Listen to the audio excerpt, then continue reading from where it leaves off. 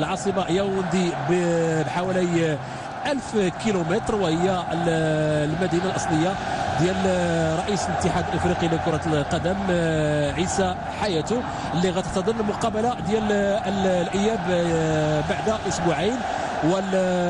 والمقابله اللي غتجرى في الملعب تتسع حوالي 30,000 متفرج. الفريق ديال كوتون سبور تاسس حديث العهد، بحيث انه تاسس سنه 1986 وخمسه ديال المرات حصل على اللقب ديال البطوله، في الوقت اللي لعب فقط مقابله نهائيه لكاس الكاميرون سنه 1999. تيضم مجموعه من اللاعبين اللي كلهم تيلعبوا فقط في الفريق ديال الامل او الحرف او الفريق الوطني حرف باء، لانه الفريق الاول كله مكون اللاعبين المحترفين بالخارج. فعلا ملي تكلمت الاخ سعيد على عيسى حياته من هذه المدينه هذه، فتيبين على ان تيكون عندهم دعم من الرئيس ديال الكاف اكيد.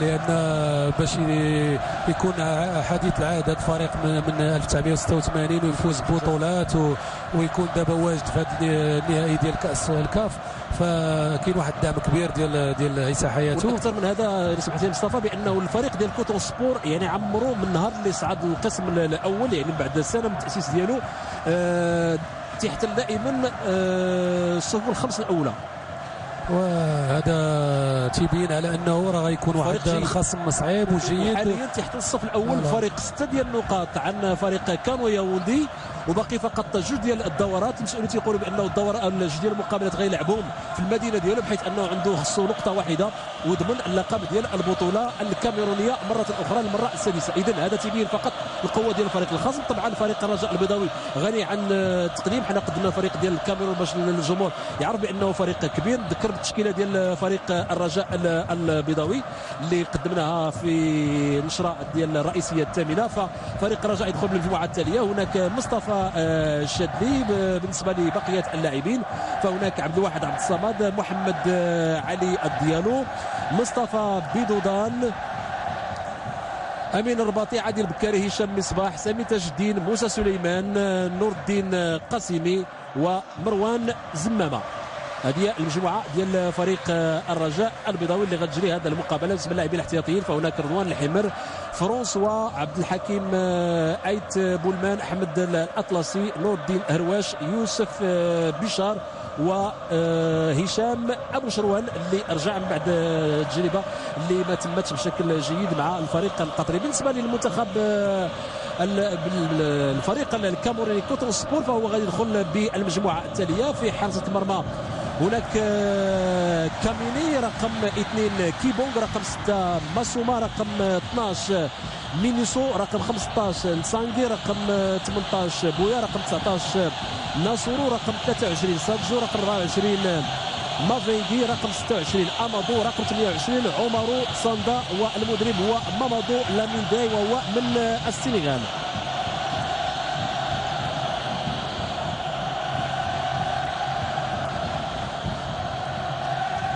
تنتمنى باش هاد الاجيس اللي تنسمعوها وهاد التشجيعات ديال الجمهور ديال الرجاء تطول حتى نهايه المباراه، لان محتاجين لهاد التشجيعات هادو. فاللاعب اللي تكون عنده كما تنقولوا اللاعب رقم 12 هو الجمهور في الجانب ديالو، فاللاعب تيتحدى ذاك النقص ديالو النفساني، ولا كذلك تيكون عنده واحد النفس جديد تيخليه باش التشجيعات ديال الجمهور ديالو يزيد في العطاء ديالو. نذكر فقط بانه الحكم اللي غادي يقود هذه المقابله هو الحكم السنغالي ندوي فالا. غادي يساعدوا كل من مبنغي مصطفى وندوي مامادو طبعا من السنغال. اعطيت انطلاقه المقابله الكره عند الفريق الكاميروني، خصهم يحتاطوا منه لانه فريق عنده حس هجومي، وهذا تيبينوا من خلال النتائج اللي حصل عليها في المباراه الاقصائيه. كره طويله، تمريره جميله في اتجاه اظن بيدودان في الجهه اليمنى، وهناك تدخل احد اللاعبين تيبعد الكره للتماس، ولكن الحكم المساعد الثاني تجد ان الكره لمسات رجل بيدودان قبل ما تخرج للتماس لفائده فريق كوتون سبور. فلازم الفريق الرجاء يخلي يضغط على الفريق ديال الكاميرون باش يبقى في نصف الملعب ديالو، باش ما يحاولش يخليه ياخذ ثقه في نفسه، لان تنعرفوا بان اي لاعب تخلي ليه مرات تخلي ليه واحد شويه ديال الشبره وشبرين ديال الفرق بينك وبينه المساحه، فهي دائما تيكون خطير. إذن المخالفه لفائده فريق الرجاء. اخر مقابله قادها الحكم السنغالي، المقابله ديال فريق الرجاء ضد الزمالك في نهايه كاس عصبه الابطال للسنه الماضيه اللي انتهت هنا بالتعادل 0 لمثله. الكره في الجهه اليمنى لفائده فريق الرجاء، ولكن الكره مشات خارج التماس. مره اخرى الكره في التماس لفائده الفريق الكاميروني كوتون سبور.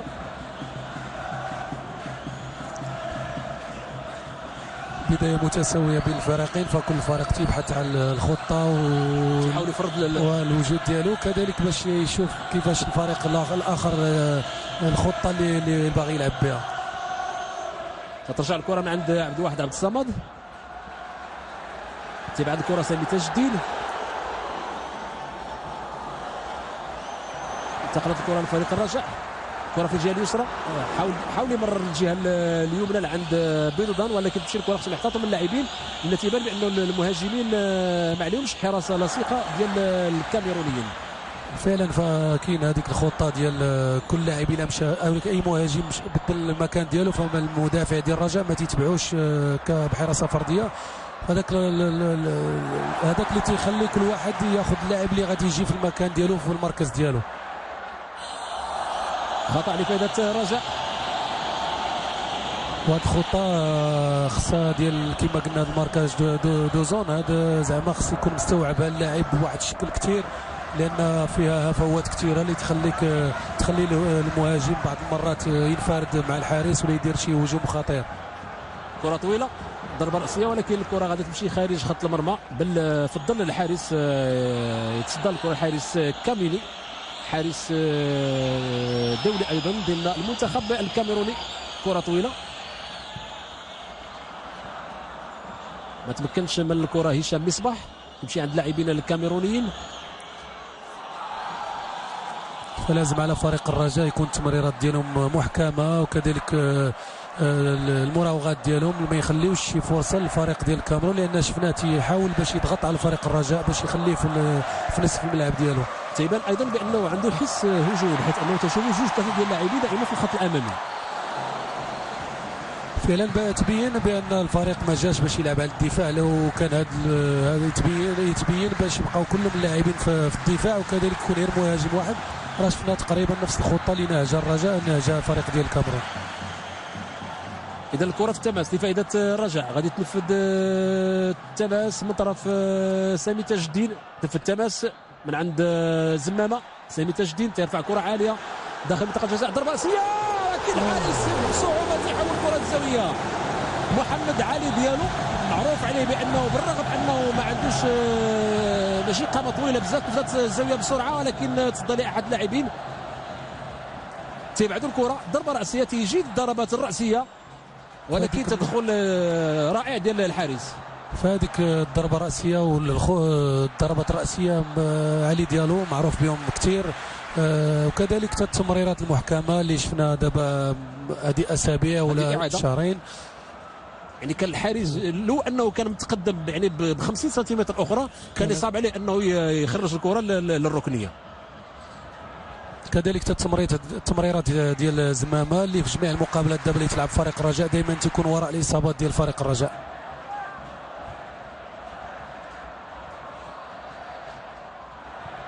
عمليه جميله في الجهه اليمنى، باش يتمكن من الكره بيضودان، تدخل المدافع الاوسط تبعد الكره للتماس. هذا المدافع نسانغي بيضودان، ضربات الكره في احد اللاعبين، تتمشي مره اخرى عند زمامه، ترفع كره عاليه، مشى الكره لامين رباطي بطريقه جميله، ولكن تضيع الكره، تصبح هجوم مضاد لفائده الفريق الكاميروني. مينوسو، كره في الجهه اليمنى تتخرج للتماس لفائده الرجاء. فالدعم ديال الامير الرباطي في وسط الميدان. هذه مده ما بقاش يلعب وسط الميدان، كان دائما لاعب في دفاع متاخر. يمكن يفيد فريق الرجاء باش يكون عندهم واحد اللاعب اللي يلعب شويه في الوسط بالرجل اليسرى مع موسى ومع القاسمي، ويعوض الغياب ديال نبيل مسلوب. خطا يتنفذ من طرف نور الدين القاسمي، كره عاليه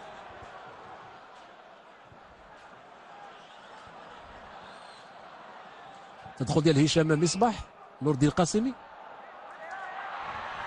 ما خرجش الكره، كاين هناك خطا الحكم خلى الامتياز، ولكن في اخر المطاف تيدخل على تماس لفائده الفريق الكاميروني. كان خصو يعلن على العكس، كان يعطي الامتياز على الاقل. كاين هناك الخطا. مرة اخرى الكره في التماس لفائده فريق كوتون سبور.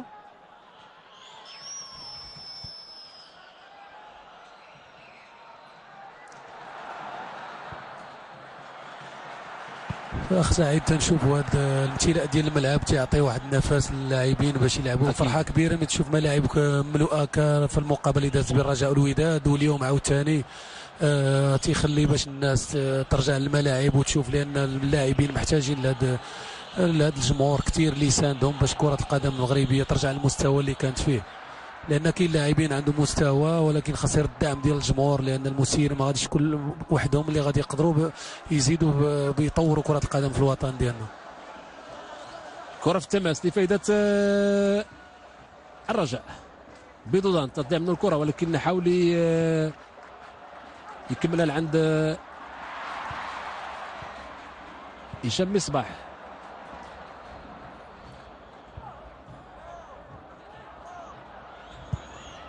كرة طويلة، ضربة رأسية بسهولة عند الحارس مصطفى الشادلي. تيتبين تا موضوع ديال الفريق انه ماشي سهل، كيفاش تنشوف الملعب كيفاش تيخرجوا اللاعبين ديال فريق الرجاء. الا اي لاعب فريق الرجاء توصل بالكره الا واحد من اللاعبين ديال فريق كوطون تيخرج ليه، ما تيخليهش كاع يلعب في الخطره ديالو.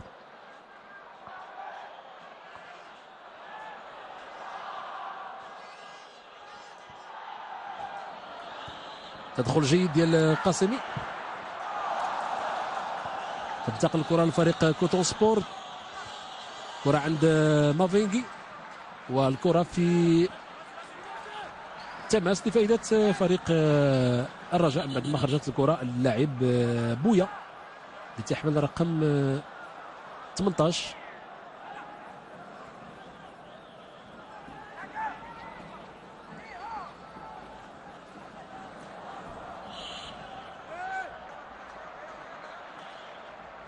فالتحرك ديالو في الامام واختلاف المكانه ديالو مع بيدودان هو اللي غادي يسهل المأموريه لفريق الرجاء باش يوصل للشباك ديال الحارس كاميني.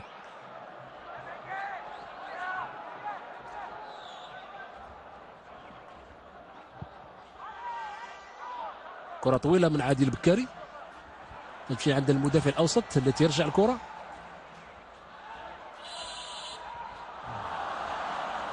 حكم تيشوف بانه امين الرباطي لمس الكره بيديه، اذا ضربه خطا لفائده كوتون سبور.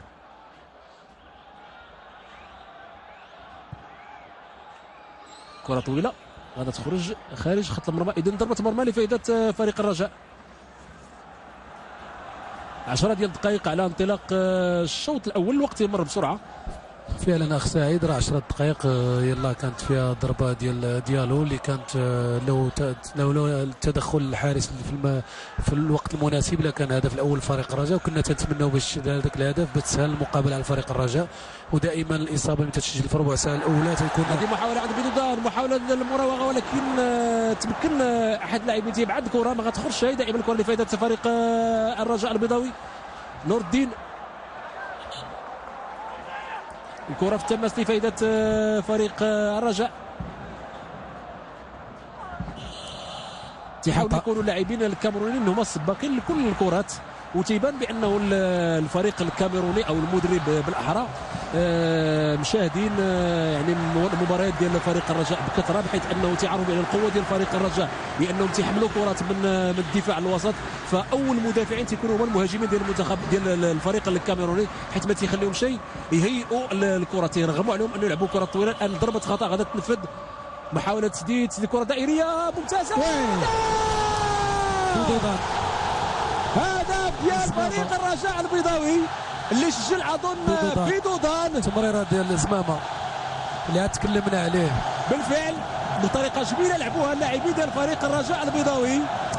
الهدف اللي تسجل في الدقيقه 11، لاحظوا الطريقه كيفاش تمررت الكره عند زمامه، كره دائريه بعيده عن الحارس وتيجي بيدودان بالرجل اليسرى، بحيث انه مثل هذه الكرات يعني عاده ما يتعرض لهم اللاعب بالرجل اليمنى، ولكن بالرجل اليسرى تنزل كره بيدودان. هداف كبير، وهذا هو الدور ديال الهداف. من زاويه اخرى شاهدنا هدف جميل ورائع ديال بيدودان.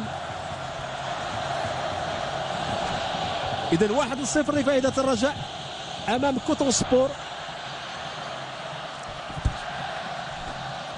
فعلا التمريره ديال زمامه كانت رائعه فعلا، لان الحارس والمدافعين ما صابوش كيفاش يتوصلوا بها، واللي فاجئهم هو بيدودان اللي وضعها في الشباك. ما تنعتقدش بان يكون هناك خطا.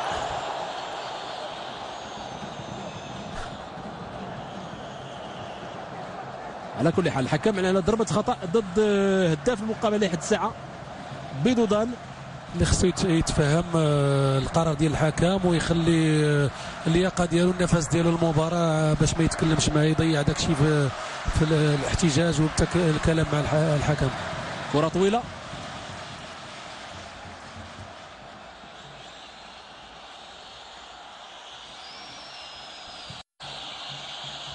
تترجع الكره. اظن بانه المقابله خصها الان اللاعبين الرجاء خصهم يلعبوها باسلوب اخر، غتختلف يعني الطريقه باش يلعبوا مقابله. واش يمكن لهم يستمروا على نفس الطريقه باش بدات، ام انه النتيجه ديال 1-0 تخليهم يتعاملوا معها تعامل اخر؟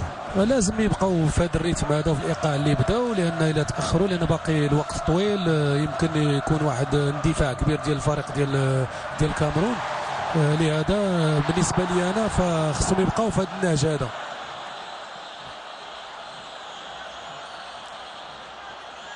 كرة فائدة الفريق الكاميروني عند عمارو، تدخل جيد،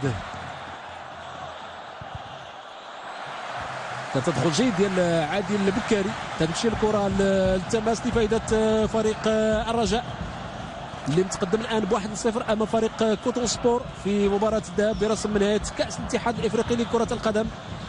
كرة طويلة تبعد كرة سامي تاج الدين، كان هناك خطأ فعلا.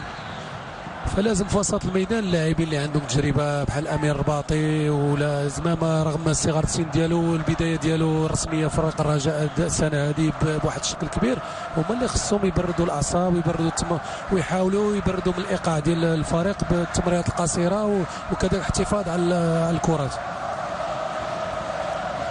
كل ما تمكن فريق الرجاء باش يرمي بالثقل ديال المقابله في النصف ديال الملعب ديال فريق كوتون سبور كل ما كان افضل بالنسبه ليه فعلا، فيكون ربح كبير ليه.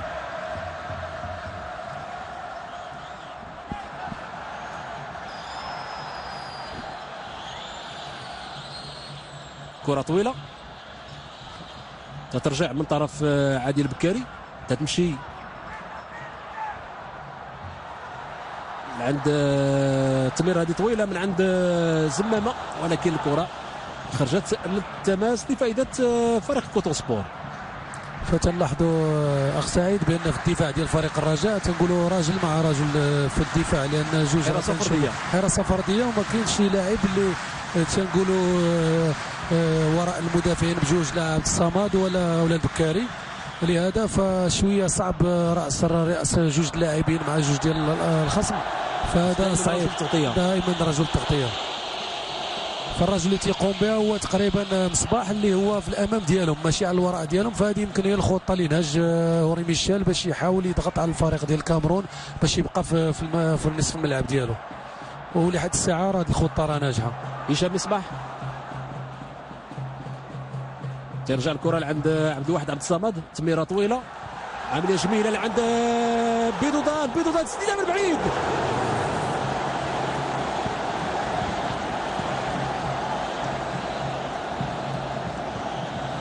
لاحظ من الحركه ديال بيدودان بانه تيطلب من الجمهور يعني مزيد من المسانده. كان عنده متسع شويه من الوقت، ولكن شاف الحارس يمكن خارج شويه، خرجوا مع الكره كانت دارت واحد مهيئه ومع الاصابه اللي سجل. دابا الثقه عنده كبيره ومع الجماهير اللي تتلفت بالاسم ديالو، فهاد العمليه اللي قام بها فكانت زعما مناسبه.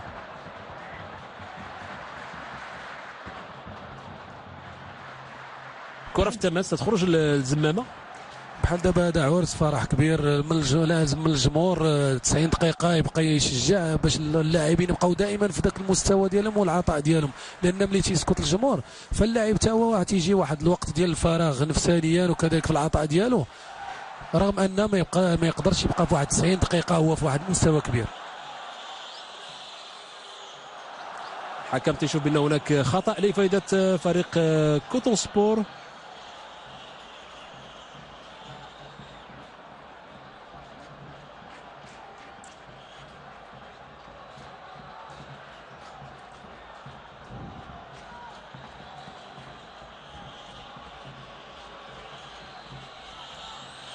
تلعب الان دقه 17 1-0 لفائده الرجاء. ضربه حره مباشره، محاوله تسديد بعيد، ايضا تسديده قويه ولكن ضربت في احد اللاعبين وغادا تخرج. لا، تمكن سامي تاج الدين من ابعاد الكره للتماس.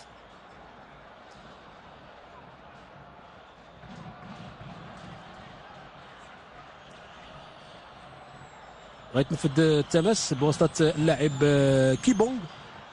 كره لعب كاري ولعب الصمد وحدهم مع جوج اللاعبين وما كاينش تغطيه، فهذا لازم باش المدرب يتكلم شويه مع مصباح باش يحاول شويه يكون رجل تغطيه، رغم انه في الهجوم تيولي هو في الامام ديالهم، ولكن ملي تيكونوا تدافعوا لازم هو يكون وراء اللاعبين. إذا الحكم شاف بأن هناك ضربة خطأ مرة أخرى. زمامة الكرة دائرية، ضربة رأسية ديال أحد المدافعين يبعد الكرة، ولكن دائما عند فريق الرجاء عند قاسمي تيرفع الكرة، ضربة رأسية لكن مشات للركنية لأن الكرة صدمت بأحد اللاعبين الكاميرونيين. تخرج للركنية لفائدة الرجاء، غادة تنفذ زمامة من طرف زمامة المختص في كل الكرة الثابتة، كرة أرضية ولكن رجعات تسديدة قوية ولكن بعيدة.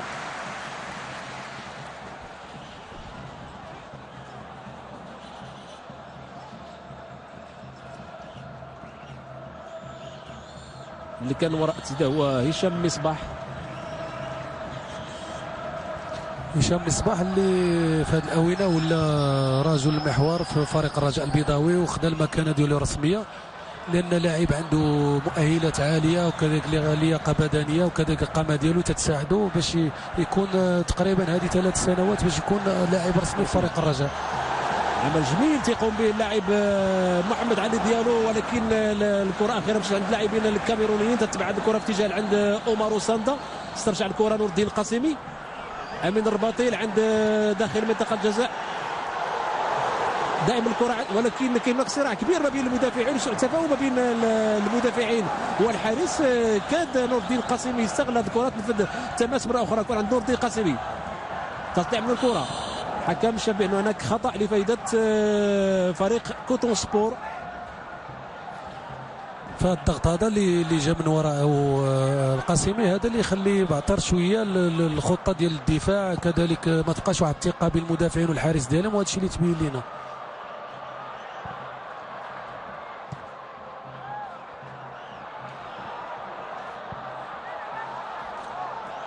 لازم الكره يحطوها في الارض فريق الرجاء لان هذا ماشي هو اللعب ديالهم. هجوم لفائدة الرجاء بواسطة موسى سليمان، ولكن تيخرج الحارس كامينيتي بعد الكرة التماس لفائدة الرجاء. تمريرة ذكية ديال موسى. هشام،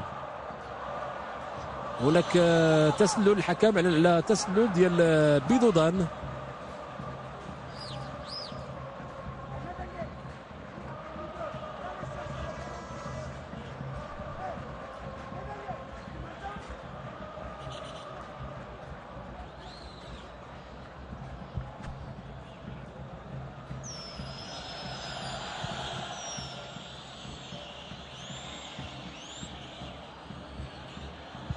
كترجع الكره من طرف عبد الواحد عبد الصمد، عمليه جميله لكن ما مراتش الكره. كل مرات عند بيضودان كانت تكون فرصه اخرى للهدف الثاني. بيضودان تيطلب الكره في الجهه اليمنى. زمامه اللي تيبين مباراه من بعد مباراه بانه لاعب اللي غادي يكون عنده واحد صدى، واحد المستقبل في كره القدم المغربيه. خدا ثقه كبيره في نفسه.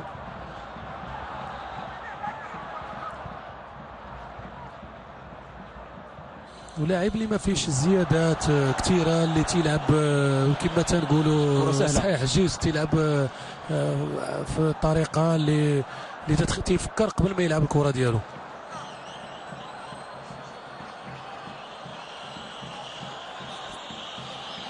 اذا ضربه خطا تتحدث بين هناك 5 ديال اللاعبين كامرونيين داخل منطقه الجزاء. كره عاليه، خروج موفق ديال الحارس مصطفى شادي. الشادي مع تجربته الكبيره في الاوغال الافريقيه فهاد المسائل هذه فهو تيريح الدفاع ديالو. بيضودان يمكن يمر الجهه اليسرى، بالفعل تمر الكره الجهه اليسرى عند موسى سليمان. موسى مراوغ جيد، تخرج الكره للتماس لفائده الرجاء. بالفعل غيتنفذ التماس من طرف نور الدين قاسمي. بيضودان تيطلب الكره وموسى سليمان حاول يمر عند نور الدين قاسمي، كانت قريبه للمدافع مينوسو. الصوره اللي تكلمنا عليها هي سعيد. بالفعل هذا هو الخطرات تكمن من انهم لاعبين عندهم لياقه بدنيه وقامات طويله، فدائما خاص تغطيه لان الخطه الدفاعيه اللي لعبها اللي نهج فريق الرجاء البيضاوي ففيها واحد شيء من المغامره، ولكن غتبقى ناجحه الى المهاجمين، لان الرجل اللي خصو يلعب في التغطيه راه دابا في وسط الميدان غيبقى مدعم وسط الميدان الهجومي والمهاجمين، فهذا ربح الفريق الرجاء. اذا الطريقه تبين بان كاين هناك حس هجومي عند المدرب اوري ميشيل بالنسبه لفريق الرجاء. مرة أخرى كرة في التماس لفائدة فريق الرجاء البيضاوي اللي متقدم ب1-0 بعد مرور تلعبوا الآن دقة 24 من الجولة الأولى. سامي تاج الدين، كرة طويلة غتمشي عند الحارس طبعا.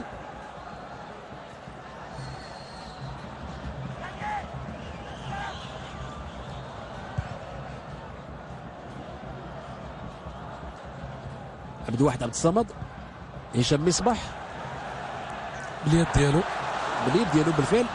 الحكم معلش على خطأ على الآن، على ضربة خطأ. تمريرة جميلة في الجهة اليسرى عند بيضودان تنتظر الصعود ديال اللاعبين. حاول مراوغة جميلة ديال بيضودان بإمكانه باش يمرر.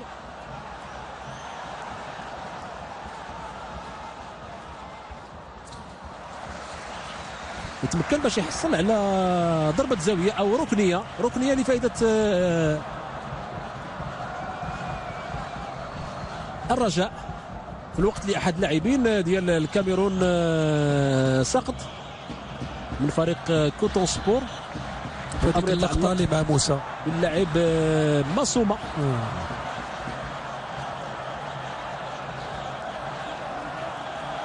لاعب ماسوما اللي ايضا تيلعب مع المنتخب الكاميروني حرف باء،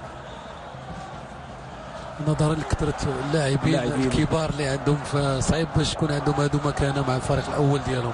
شيء اكيد لانه الاحصائيات اللي كاينه هي ان حوالي 55 لاعب تيلعبوا في بطولات وفي فرق كبيره من الارسنال مرورا بجميع الفرق الفرنسيه، مارساي وباريس سان جيرمان في كل الفرق، مايوركا فعلا.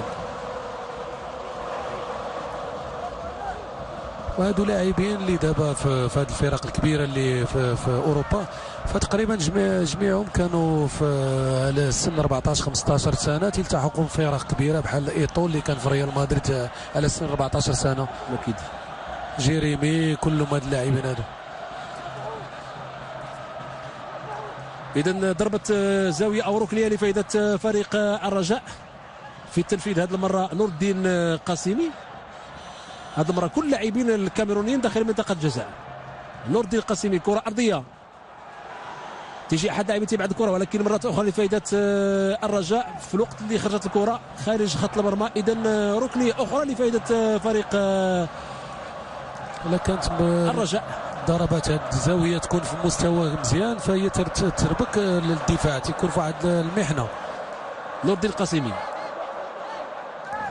تمريره جميله عند هشام مصباح، كره ارضيه تمرر ولكن دخل احد اللاعبين، ولكن هناك بدا تيبان بانه من الارتباك عند لاعبين. فرصه عند بيضان ولكن ما تمكنش باش يوصل الكره بالرجل اليسرى، ماشي بسهل الطريقه باش مشى بها، يعني الكره ما جاتش مناسبه للرجل ديالو، ولكن بالرغم من ذلك لاحظوا كيفاش مشى لها. شوف دار حركه ديال المهاجم الاوسط اللي عنده تجربه، اللي عنده خبره في هادو الحركات ديال قناصي الاهداف.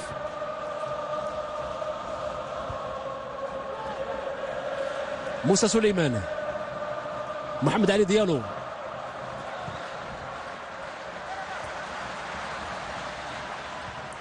مشي عند نور الدين القاسمي، تيمرر لعند موسى سليمان، تمريره جميله عند محمد علي ديالو تيمرر بغى يمرر لعند بيدودان، انما الكره كانت قريبه للمدافع الاوسط بويا تمشي للتماس. فدائما فريق الرجاء ملي تيركز ويبدا بالتمريرات ديالو، يطلع من الدفاع بتمريرات باش يهيئ اللعب ديالو، دائما تيكون تيشكل خطر للدفاع ديال الفريق الكاميرون.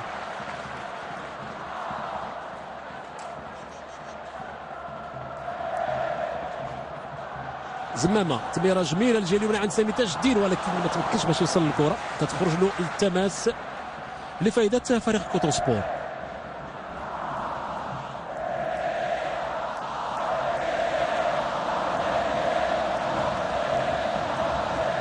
الجمهور او المشاهدين الكرام راه تيشاركوا معنا هذا الجمهور هذا اللي تيفرح بهذه النغمات ديالو والتشجيع ديالو لفريق الرجاء. مرة أخرى الكرة في التماس لفائدة فريق الرجاء. الكرة هي الجمهور فعلا.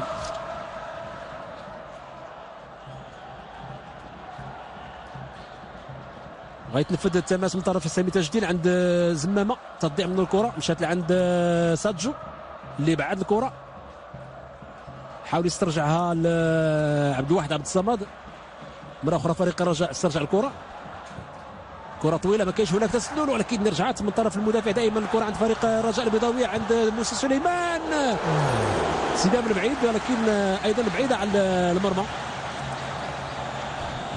اول قذفه من بعيد تلاحظوها وكانت الاولى ديال اللاعب مصباح، وهذه كانت قذفه مركزه، فلا بد من فريق الرجاء يدير واحد ينوع من الهجومات ديالو بالتمريرات وبالقذفات زمامة مصباح الاجنحه. تمريره جميله عند بيدودان بدورو تمريره جميله، ولكن ما كانتش قريبه لعند موسى سليمان، مشات عند المدافع الاوسط الكاميروني ناصورو.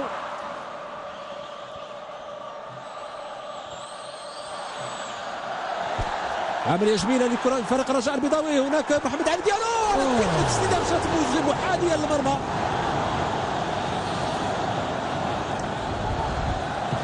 لولا هاد اللاعبين اللي كانوا محاصرين ولا كان يسجل هذا الهدف هذا. لاحظوا كيفاش توغل، ولكن التسديده ما مشاتش بعيد كيف ما كان الحال. يعني كنا نتمناو باش هاد جوج ديال الفرص على الاقل وحده كانت فيهم تسجل، ولكن هاد المحاولات بدون شك انها يكون عندها تاثير على اللاعبين الكاميرونيين فعلا. لو جاتوا على الرجل اليمنى، لان اللاعب تيلعب بالرجل اليمنى، لكان تكون في الشباك ديال الحارس كاميني. نفذ الخطا من طرف بويا، تدخل جيد ديال بكاري، استرجع الكره لمراوغه جميله لعند امين الرباطي زمامه، هناك انطلاقه ديال سامي تاج الدين في الجهه اليمنى امامه بيدودان تمر، ولكن حكم على تسلل، كان تقدم بعض الشيء فعلا شويه، ولكن كانت الفكره ممتازه ديال لاعب سامي تاج الدين. او ترجعوا لديك النقطه ملي تيلعب فريق الرجاء الخطه ديالو والتمريرات ديالو وكذلك التحركات تيوصل بسرعه وتيشكل خطر على الدفاع ديال الفريق ديال كوطون.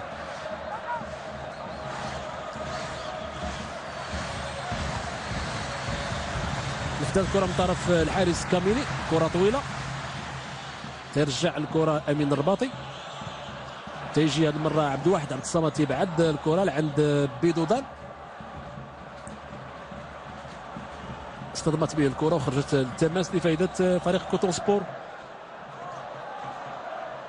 الفريق الرجاء دابا ملي منتصر، لو ما كانش منتصر بهدف وهاد الفرص اللي تتيح ليه وما تيسجلهاش يقدر هذا الشيء ياثر على المهاجمين ديال فريق الرجاء ويقولوا هذا اليوم هذا راه معكس ممكن الكره ما تدخل. دابا ملي منتصرين فهذا تيخليهم يزيدوا من الدفاع ديالهم والهجومات ديالهم. زمامه عمليه جميله عند موسى سليمان، الجهه اليسرى لعند نور الدين القاسمي، كانت فكره جيده، كره ما خرجتش ولكن هذه المره للاسف اشاره لانه حتى الارضيه راه ماشي جيده فعلا بالنسبه للاعبين ديال الرجاء. فعلا غير مع الامسيه الليليه تيكون داك شويه النداء على العشب، هذا تيخلي الكره تمشي بسرعه وتكون تمريرات ما. تنفذ التماس لفائده فريق كوتون سبور، والحكم معلن على ضربه خطا لفائده كوتون سبور تنفذ من طرف عمر ساندا.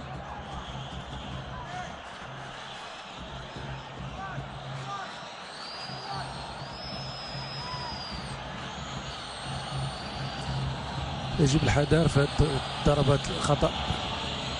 كره دائريه، خروج موفق ديال الحارس مصطفى الشاذلي. تكون عندك حارس في الدفاع بحال هذا اللي تيخرج تيخلي المدافعين يرتاحوا، تيكون عندك لاعب بحال ديالو ولا بيدودان في الهجوم اللي تيطلب لك كره في العمق، وهذاك الشيء هذا تيسهل المأموريه للاعبين اللي تكون وسط الميدان ولا في الدفاع اللي تكون عندهم حارس هذا اللي تيخرج بحال هذه الكره اللي طاقتها دابا.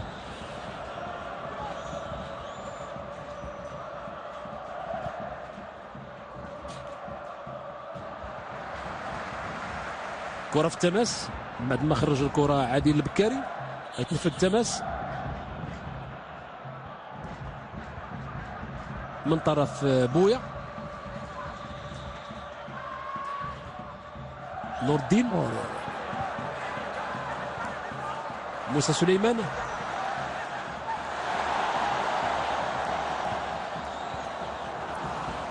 خصهم يخرجوا الكره لان في الاحتكاك ديالو مع القاسمي اول ديالو مع الحركه اللي دار ما قدرش يرجع الرجل ديالو، ما يقدرش.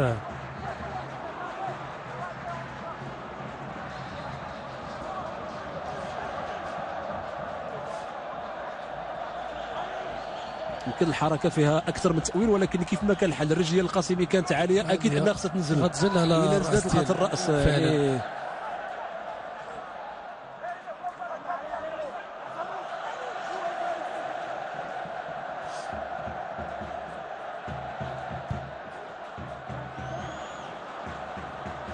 كره في الجهه اليمنى عند زمامه، تيرفع كره في اتجاه بيدودان ولكن رجعت الكره من طرف المدافع الاوسط نسانغي.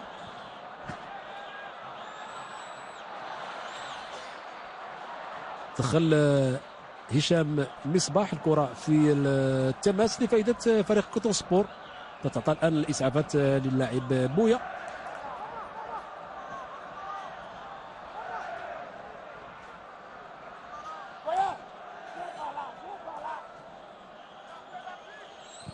بويا عميد الفريق اللي رجع للملعب، فتيتبين لانه مدافع ايمن، وكان في هذا الهجوم هذا اللي خادو فاش تضرب مع اللاعب القاسمي. محاوله لفائده فريق الرجاء، تمريرات طويله ولكن ترجع من طرف احد اللاعبين، هناك تدخل ديال نور الدين القاسمي، كره لمست يد احد اللاعبين الكاميرونيين، الحكم على ضربه خطا ضد اللاعب عمر ساندا. هذا عميد المنتخب ديال او عميد فريق كوتون سبور الكاميروني، هو اللي كان عميد المنتخب الكاميروني للشبان.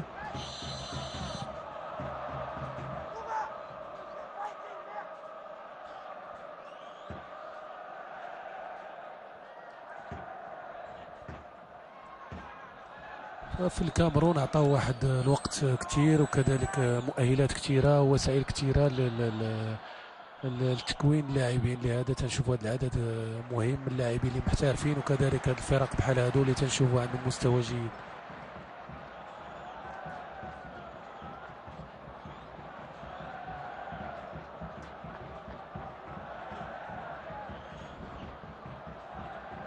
فملي تيكون الجمهور كثير ومقابلات بحال هذا الشكل كبير تتخلي المحتضنين، تخلي الناس ديال الاشهار يجيو بكثره، والفرق تستافد من هذه الاموال ديال هادو باش تزيد في العطاء ديالها ويكون عندها لاعبين، يكون عندها مؤطرين في المستوى اللي تيخرجوا لاعبين كبار. سامي تاج الدين في الجهه اليمنى، سامي تاج الدين محاوله المراوغه جوج ديال المرات، كان هناك خطا بالفعل، كان هناك خطا لفائده فريق الرجاء. كاين جوج اللاعبين اللي عندهم رجل يسرى في المستوى، امين الرباطي والقاسمي، يمكن هما اللي يتكلفوا بضربه الخطا هذه. تلعبوا الان الدقيقه 38 دائما 1-0 لفائده الرجاء، بالرغم ان فريق الرجاء باقي ماسك المقابله بين يديه، انما الحماس والاندفاع قل شويه فعلا مقارنه مع الربع ساعه الاولى. نتمنوا الا كان شي هدف في هذا الوقت هذا غادي يكون جا في وقت مناسب اللي غادي يطيح من معنويه كثير ديال الفريق ديال كوتون. لازم يركز اللي غادي يقذف هذه الكره هذه وياخذ الوقت الكامل باش يقذفها في المكان اللي بغاه. اذا شكون اللي وراء الكره؟ هناك قاسمي وامين الرباطي فعلا. امين الرباطي اظن هو اللي غادي يسدد.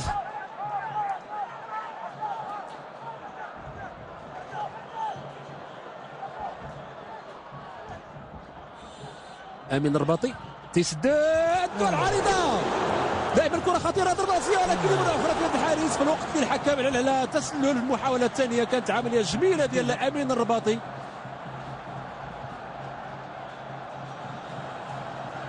تابعوا الاعاده، تلاحظوا بطريقه ذكيه ممتازه. دوله العريضه لكن الهدف قاتل في هذه النهايه ديال الشوط الاول.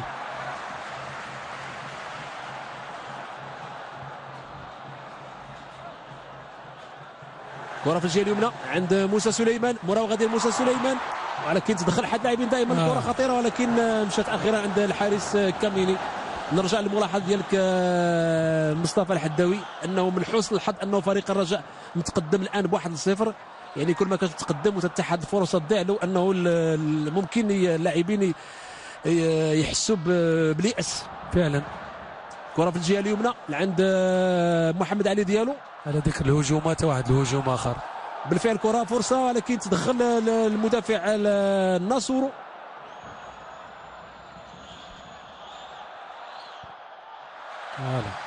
فهاد كما تكلمنا على جوج مهاجمين مع جوج مدافعين، فالدور اللي كان الدور ديال رجل التغطيه فالشادلي هو اللي يقوم به.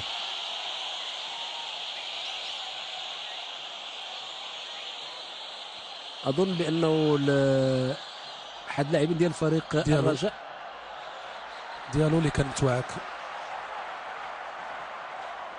فضربة الخطأ اللي شفنا اللي يقذف الرباطي قبل ما يقذفها راه شفنا اللي خدا الوقت ديالو، بقى بحال تنقولوا تيشوف فين غادي يضربها، خدا الوقت الكامل باش يضربها بواحد الضربه اللي كانت تكون قاتله لولا العارضه اللي نابت على الحارس المرمى.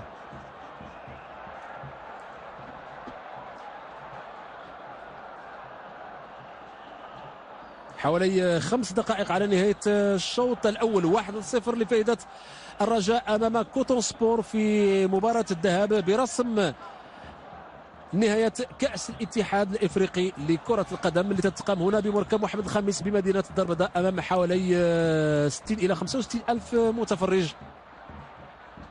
عبد الواحد عبد الصمد، كان هناك خطأ لفائدة عبد الواحد عبد الصمد،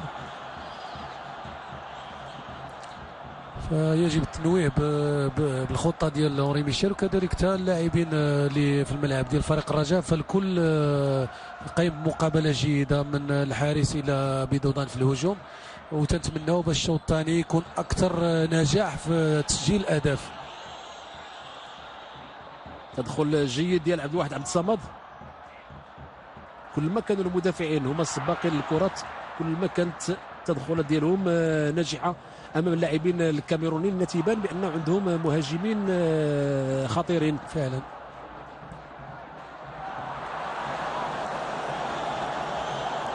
كرة في التماس لفائدة فريق الرجاء. زمامة في التماس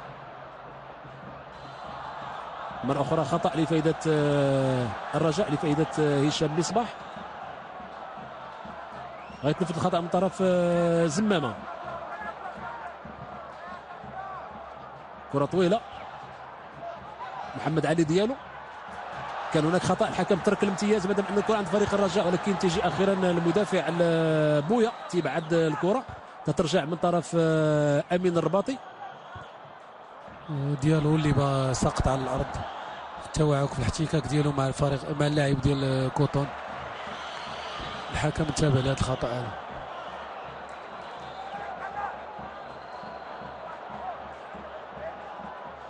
كان الخطأ كان يكون في وضعية مناسبة للاعبين فريق الرجاء، ولكن الحكم كان ترك الامتياز وبالفعل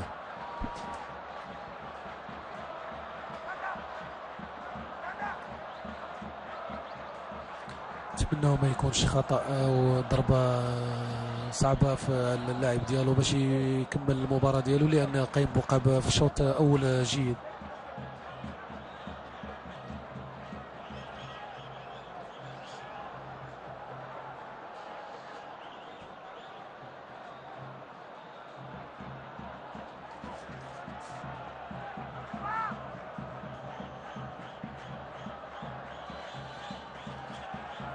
غيتنفذ التماس من طرف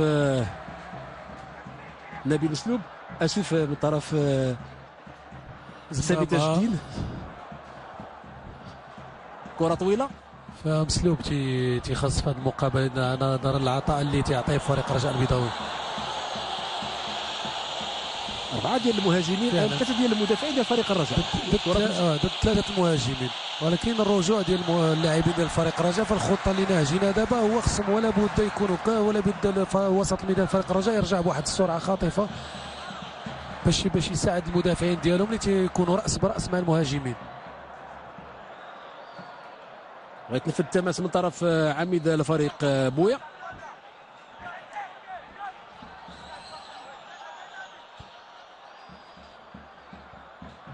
مرة أخرى كرة في التماس دائما لفائدة فريق كوتون سبور. لازم الحذر لأن النهاية ديال الشوط الأول تتقترب، وما خصش فريق الرجاء يكون عنده شي يخلي واحد الخلل في هذه الدقائق الأخيرة. دقيقة فقط على انتهاء ال 45 دقيقة الأولى، دائما 1-0 لفائدة الرجاء. بيضودان اللي عنده مشكل مع الحذاء ديالو، لا اما تيزلق لا يمكن خصو يشوف الشوط الاول في الراحه ديال الشوط دابا يحاول يبدل يمكن الحذاء ديالو. هناك خطا بالفعل، كان الحكم متاخر على ضربه خطا لفائده فريق الرجاء. زمامه مراوغه جميله ديال زمامه، ولكن الكره بعيده مشى لها احد المدافعين وكان هو ناصر باش ياخذ ضرب الشرط اللي ضغط عليه باش يرغب عليه انه يخرج الكره للتماس. امين رباطي، هشام مصباح، ترجع الكره لعند سامي تاج الدين. مراوغات جميله ديال فريق الرجاء البيضاوي، محاوله تسديد، عمليه ثنائيه، فرصه ديال فريق الرجاء البيضاوي ولكن ما تمكنش من الكره. كان عليه انه يدي مع الكره، يجيبها على الرجل اليسرى اللي هو تيقذف برجل اليسرى. كانت هذه فرصه لفائده فريق الرجاء بواسطه موسى سليمان. مصباح اللي بقى في الامام لابد يرجع.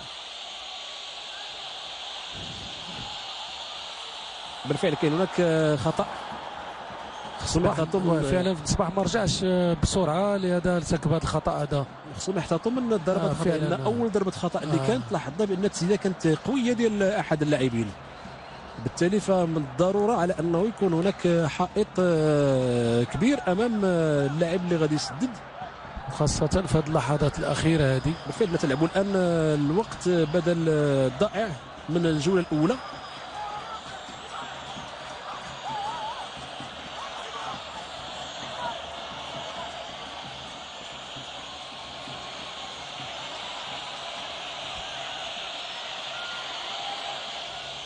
الحكم عطى الاشاره، هناك جوج ديال اللاعبين وراء الكره، يمكن رقم 2 اللي غادي يقذف برجل اليسرى على ما تبين.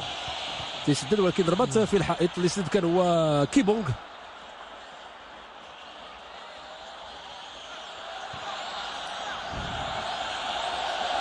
عدم ارتكاب الاخطاء الان في هذه اللحظات تكون في صالح الرجاء البيضاوي، لان راه شويه تراجع في الدفاع، لان حس بان الشوط الاول قريب ينتهي. ننتظر فقط الاعلان على نهايه الشوط الاول. 1-0 لفائده الرجاء. مره اخرى احد اللاعبين الكاميرونيين ساقط، وهو اللاعب امادو. التدخل كان عادي، ما كانش اذا الكره في التماس غتنفذ من طرف كيبو. تنفذ التماس، ضربه مسها باليد ديالو اللاعب الكاميروني. مرة أخرى كرة في التماس دائما لفائدة فريق كوتون سبور. تلعب الآن دقة 48. تماس اللي تيلعبوه طويل، لازم بان الحارس يكون واجد باش يتصدى لهذه الكره هذه. تلاحظوا بانه نقدر نتقدم بشكل كبير. ترجع الكره من طرف نور الدين القاسمي مره اخرى. كره في التماس دائما لفائده فريق كوتون سبور. فريق الرجاء اللي تقريبا هذه دقيقتين ما خرجش من نصف الملعب ديالو، وهذا تيخليه شويه يرتبك وتتسنى نهايه الشوط الاول. نفذ التماس، كره طويله تترجع من طرف عبد الواحد عبد الصمد. موسى سليمان، كاين هناك خطا ياخذوا وقتهم فيه، لان قريب الحكم يصفر على النهايه ديال الشوط الاول، لازم ياخذوا الوقت الكامل. يتنفذ الخطا من طرف بكاري.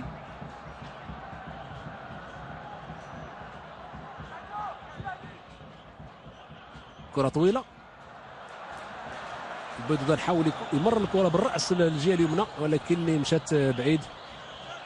كانت نيته حسنه اللي بغى يمررها في الطريق لسامي تاج الدين اللي خدا ذاك الجناح الايمن باش يتبع الكره.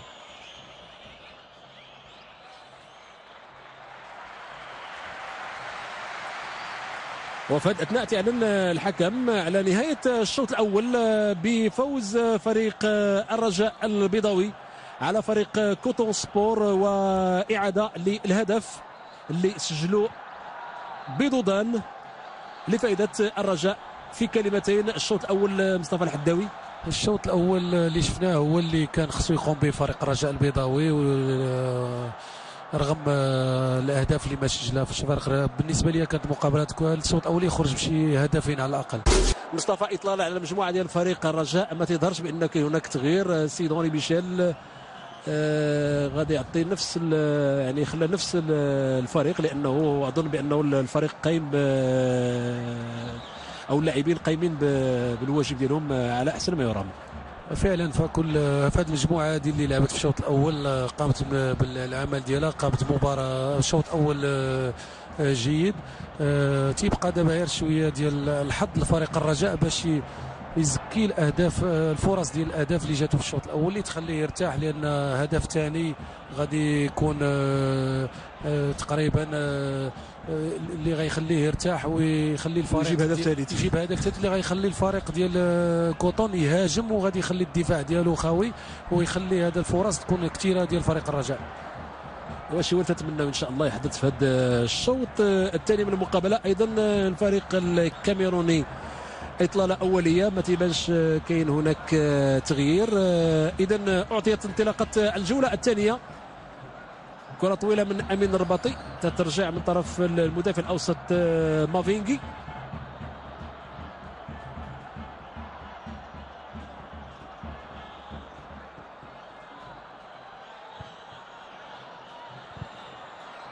تدخل جيد ديال عبد الواحد عبد الصمد اظن اللي تصاب في هذا الدفاع ديال اللاعب الكاميروني. حكم على ضربة خطأ لفائدة الرجاء في الوقت اللي عبد الواحد عبد الصمد لازال ساقط.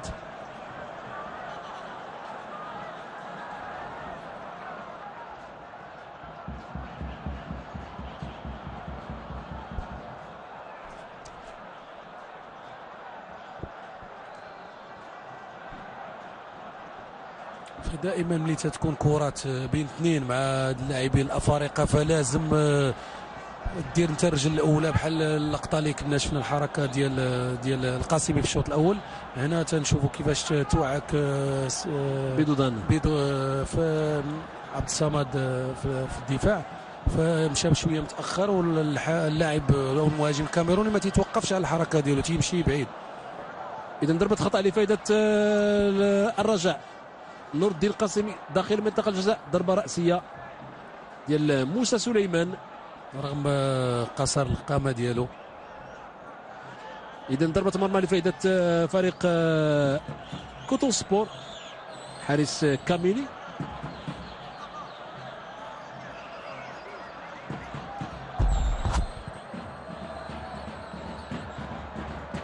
كرة طويلة تترجع من طرف سامي تاج الدين، كرة طويلة في اتجاه في اتجاه بيدودان والمدافع الأوسط. بيدودان تيحاول ما أمكن يحافظ على الكرة ديالو. كان هناك خطأ لفائدة بالفعل لفائدة تغطية، فعلا تغطية ديال بيدودان على الكرة ديالو، هذا اللي خلى اللاعب يطيح في الفخ ديالو. وكاين واحد لاعب من كوتون اللي في نصف الملعب ديال فريق الرجاء اللي طايح على الارض.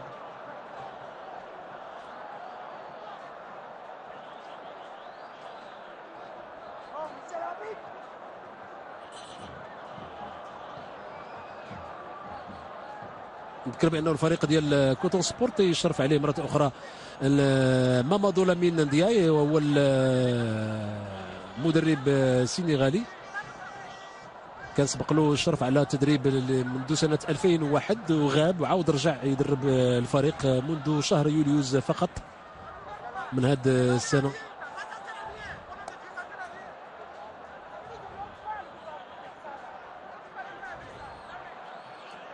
تقدم الكرة السنغالية تتخلي أوتور سنغالية تشرف على فرق في الكاميرون، رغم أن الكرة في الكاميرون عندها مستوى عالي على السنغال،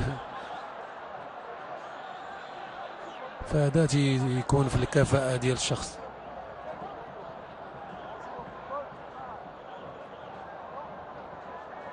اللاعب الكاميروني خرج باش يتلقى العلاجات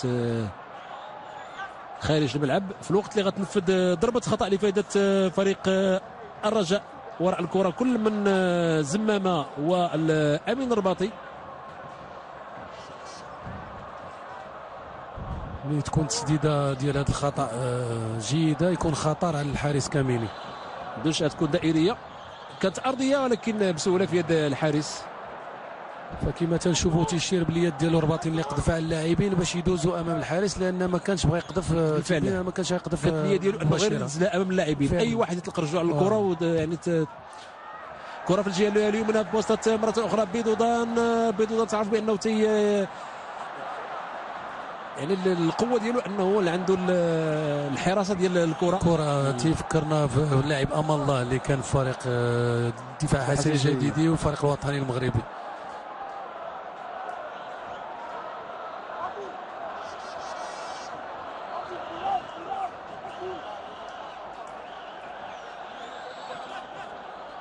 اظن انه حتى هذا هو الوقت ديال الجمهور اللي خصو يساند فريق الرجاء البيضاوي، بحيث انه اصبحوا الان ماشي مساندين بقدر ما اصبحوا متفرجين فعلا.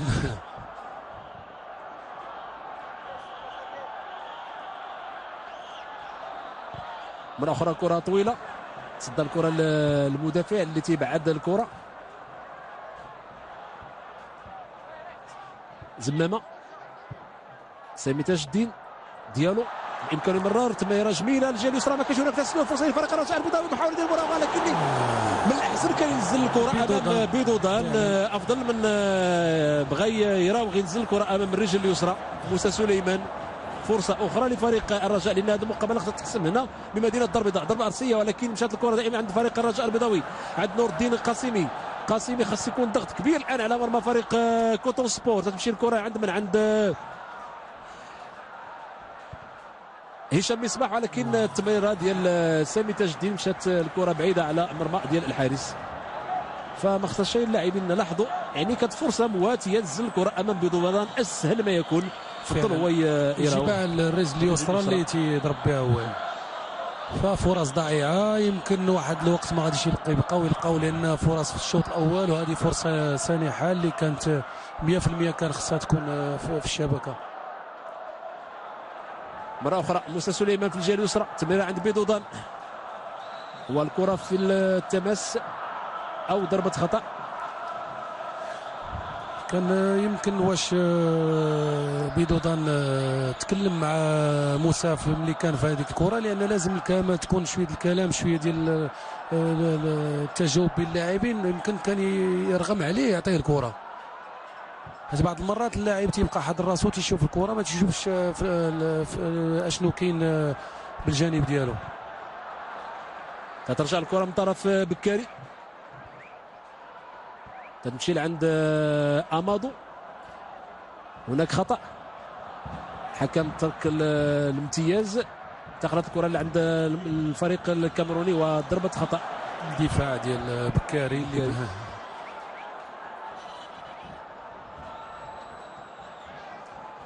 تغيير في صفوف الفريق الكاميروني، دخول رقم 8 سيسي روبير مكان ماسوما اللي تحمل رقم 6.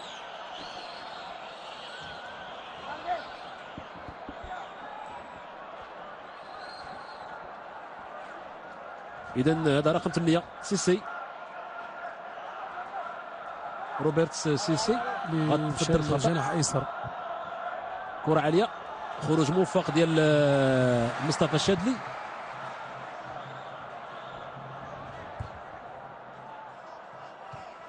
طريقة جميلة باش تاخذ الكرة زمامة، انما تضيع منه، تمشي الكرة عند كوتون سبور، تسترجع الكرة موسى سليمان. بكاري عنده واحد عبد الصمد، اخطا بهذا الشكل هكايا ما خصهاش ترتكب في مقابله من هذا الحجم. فعلا كانت الكره سهله باش يلعبوها في الامام، تيرجعوها للشادلي، ها هي فين ولات الخطر هذا المرمى او ديال حارس الشادلي، ولات ضربه خطا. اللي تيحسم اللي تينجح في كما تنقولوا في اخذ الكره، عادي يهز العين ديالو ويشوف لما غادي يعطيها، احسن ما يخلي الكره ودي عليه داك الكونترول كما تنقولوا، هذاك هو اللي تيدير الفرق. اذا ضربه خطا لفائده فريق كوتون سبور. 4 ديال المهاجمين كاميرونيين داخل منطقه الجزاء، كره عاليه خطيره، خروج موفق ديال الحارس مصطفى الشدلي، ما تمكنش من الكره بيدودان، كره طويله تيخرج الحارس ما تمكنش منها موسى سليمان، الكره خارج المرمى. تردد ديال الحارس مع المدافعين اللي ما تفاهموش، وموسى سليمان تيخرج من وسط هذه المجموعه هذه، لكن ما ركزش لان كانت الشبكه فارغه.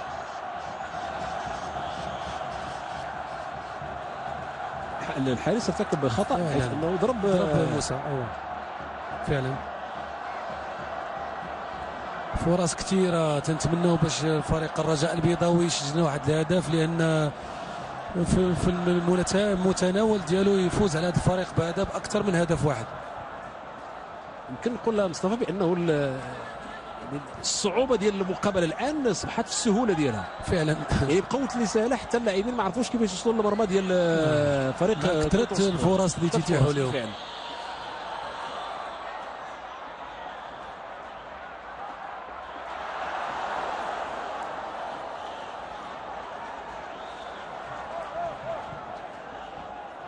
كرة طويلة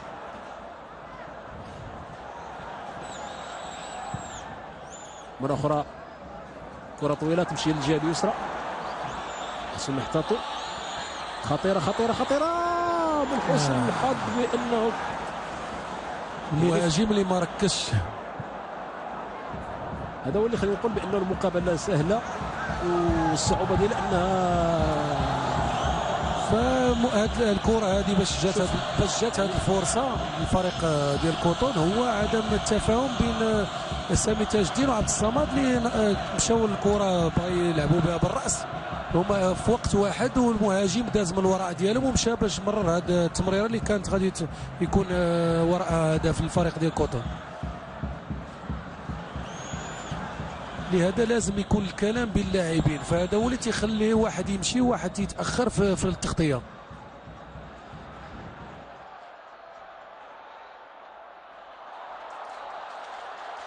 الكره في الركنيه لفائده فريق كوطون سبور. مخشي اللقاء يكون مفتوح بشكل كبير، لانه تنذكر دائما على انه الهدف داخل الميدان شيء صعب وصعب جدا. الا دخل شي هدف على فريق الرجاء واللي ما تنتمناوش. اذا ضربه ركنيه دائريه تيجي زمامه تيبعد الكره ان كانت خارجه، ولكن طبعا في الوضعيه اللي موجود فيها ما غيعرفش الاتجاه ديال الكره. كره في التماس، نفذ التماس،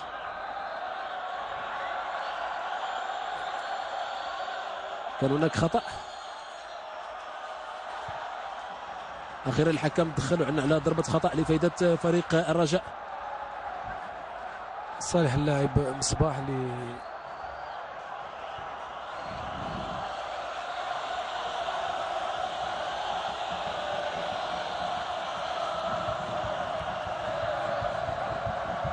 هنا ولينا تنسمعوا الجمهور ديال القليل ديال الفريق ديال كوطون سبور هو اللي تيشجع بالفعل. غادي يعطي نفس الجمهور البيضاوي باش هو يقوم بالدور اللي خصو يقوم به حتى نهايه المقابله. كره طويله تمشي لعند اللاعبين الكاميرونيين، غتخرج للتماس، تماس لفائده فريق الرجاء. نقص شويه ذاك الحماس والاندفاع ديال اللاعبين ديال فريق الرجاء. موسى سليمان، امين الرباطي،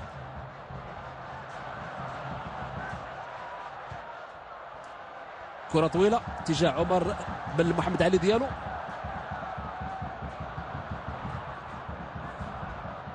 لازم يحطوا الكرة في الأرض في أحسن، هذا ما تيكون هو اللي تيخلي فريق الرجاء يقوم بواحد هجومات مضادة وكذلك التمريرات اللي تتوصلهم الحارس كاميني بسرعة.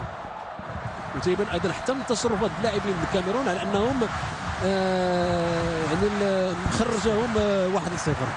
وتيبان على ان كما شفنا دابا الحارس اللي هز الكره بحال باغي يلعب بسرعه، يمكن مع الفرصه اللي جاتهم في قبيله خلاتهم بان يمكن تيقولوا راه غادي نوصلوا نسجلوا شي هدف على فريق الرجاء.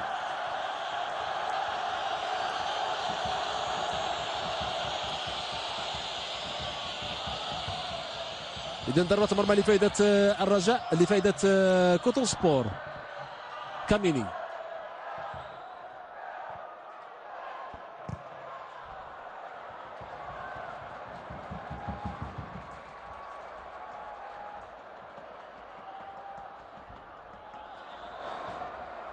هجوم من الجهه اليمنى لفائده كوطون سبور، ما كانش هناك خطا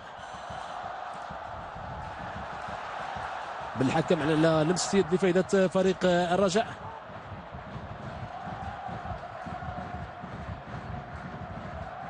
موسى سليمان، وخطا لفائده محمد علي ديالو، غيتنفذ الخطا من طرف نور الدين القاسمي في الوقت اللي الحكم تينبه عميد الفريق بويا. نور الدين القاسمي اللي ما شفناش خدا الجناح او الجناح الايسر ديالو، ما ساندش الهجوم ديال فريق الرجاء بحال في الشوط الاول. فرصه لفائده الرجاء، ولكن تدخل احد المدافعين، تمشي دائما الكره خطيره وتجي احد اللاعبين تيبعد الكره للتماس، يعني من الطريقه باش يلعبوا المدافعين الكاميرون تيبان بان هناك تخوف من اللاعبين ديال من الهجومات ديال فريق الرجاء.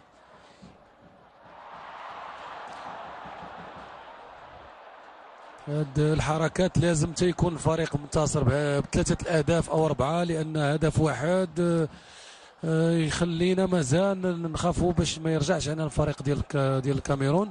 ولكن الا ما شفناش هذا ما بقاتش الرجاء، ما تبقاش الرجاء، ولكن في هذه اللحظات النتيجه هي اللي مهمه. شيء اكيد.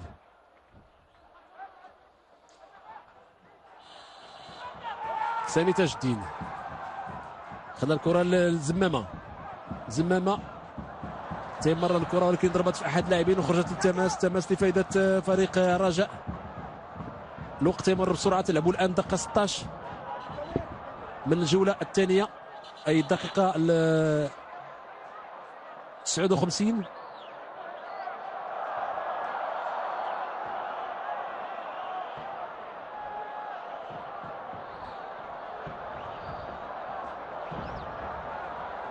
بالحكم على ضربة خطأ لفائدة الرجاء. زمامة، كرة دائرية تضرب كرة في رأس أحد لاعبين، تسمح هجوم خصهم يحتاطوا من الهجمات المضادة ديال الفريق الكاميروني. تدخل جيد ديال بكاري بالفعل. تخرج كرة للتماس لفائدة كوتو سبور، مشات عند أمادو، والكرة خارج خط المرمى لفائدة فريق الرجاء.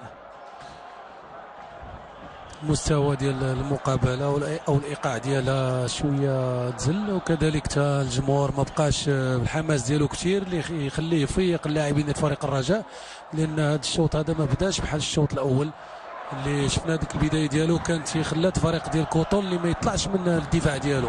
كرة طويلة في ساب ودودان، ولكن في بعض المرات بحال هاد الكرات هادو يقدر يحاول يركز يوقفهم عادي يقذف.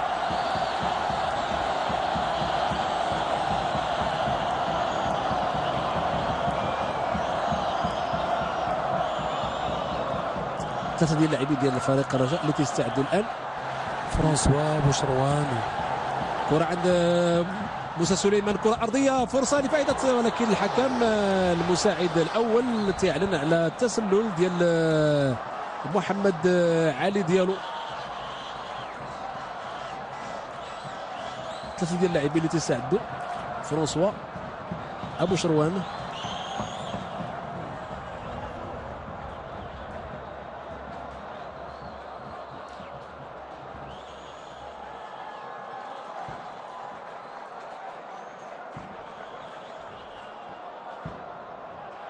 وقع تغيير في صفوف الفريق الكاميروني كوتون سبور.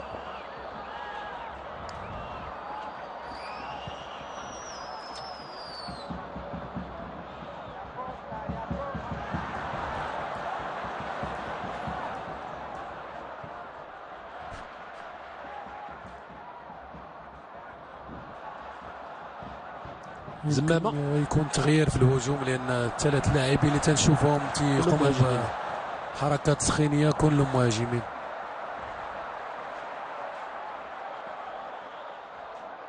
ايضا كاين نور الدين هرواش.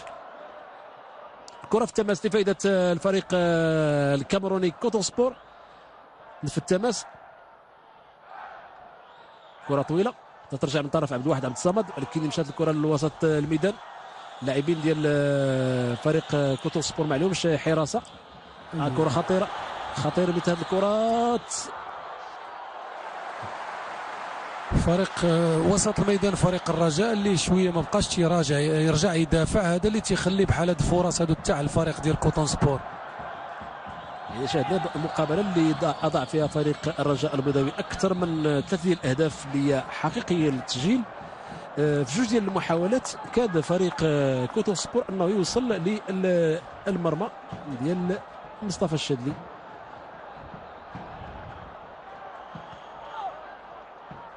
مرة أخرى الكرة في التماس لفائدة الفريق الكاميروني.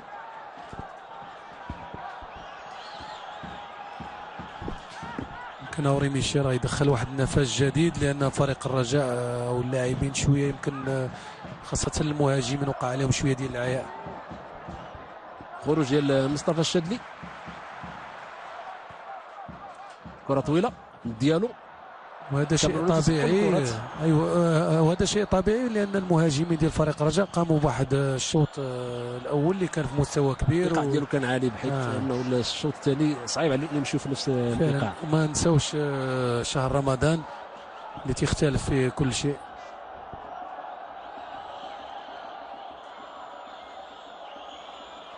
بدات النوايا الهجوميه ديال فريق كوتون سبور تتضح.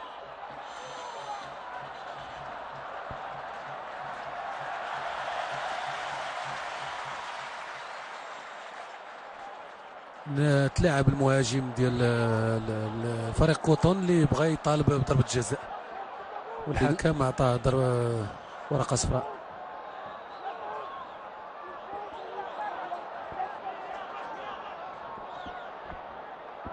هذا اللاعب ناصورو.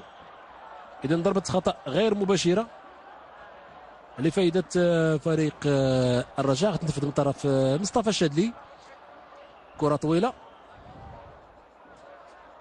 موسى سليمان حاول يمر عند محمد علي ديالو. تفوق ديال الان ديال اللاعبين الكاميرون على مستوى وسط الميدان. هجوم مضاد لفائده لفائده كوتون سبور. لحسن الحظ فبعض المرات ما تيتمكنوش من ديك التمريره. موسى سليمان تيمر في اتجاه بيدودان، ولكن ما تمكن، كره بعيده على بيدودان. لازم مساندة ديال الجمهور المهاجمين وخاصة بيدودان، لأن ضيع فرصة وجوج فاش الجمهور دابا تيبدا يقوم بالتصفيرات عليه، فهذا ماشي في صالح اللاعب اللي سجل هدف. أكيد. تمامة كاين هناك خطأ. كرة عند أمين الرباطي، تيمر لعند سامي تاج الدين، تضيع الكرة سامي تاج الدين، ما كاينش هناك خطأ. كانت عند عبد الواحد عبد الصمد. لازم يلعبوا كرات قصيرة ومركزة.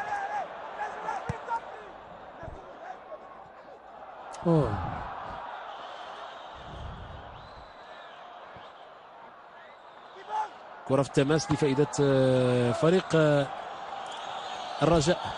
تقريبا 10 دقائق هذه ما كاينش فرجة، ما كاينش كرة بتاتا.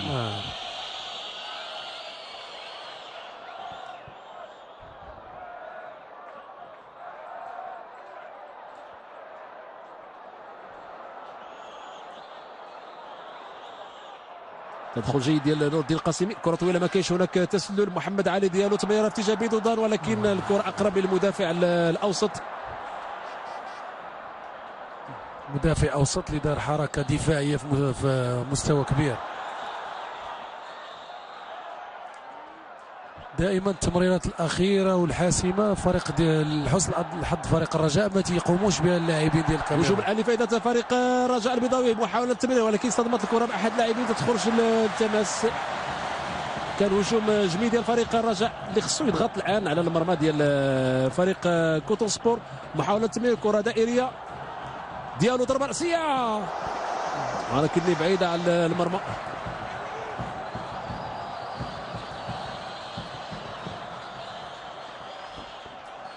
ضربة مرمى لفائدة فريق كوتون سبور. الوقت يمر بسرعة، 24 دقيقة مرت على الجولة الثانية. دائما 1-0 لفائدة الرجاء أمام كوتون سبور. يمكن أبو شروان هو اللي غادي يدخل في هذه المقابلة هذه.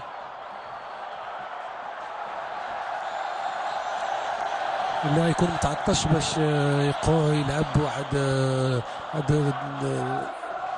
الدقائق اللي غتبقى في المقابله، او 20 دقيقه او 25 دقيقه اللي باقا في المقابله، باش يبين على انه مازال في مستوى كبير. اكيد.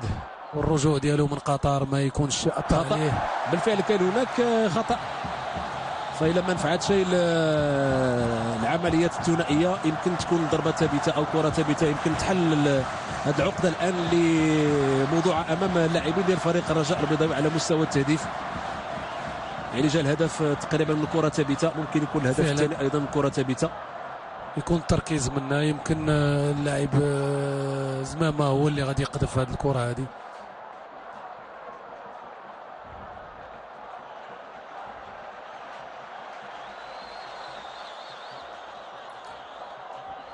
لازم يبقاو محافظين على الاعصاب ديالهم فريق الرجاء، اللاعبين فريق الرجاء، لان ما محتاجينش حنا لشي واحد يخرج بورقه حمراء. اذن هناك بكاري، زمامه وامين الرباطي. هذاك المكان تيناسب زمامه.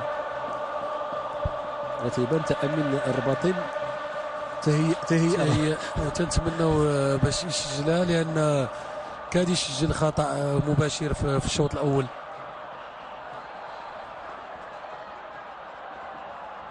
إذا الزمامة أو أمين الرباطي كل لاعبين الكاميروني داخل منطقة الجزاء.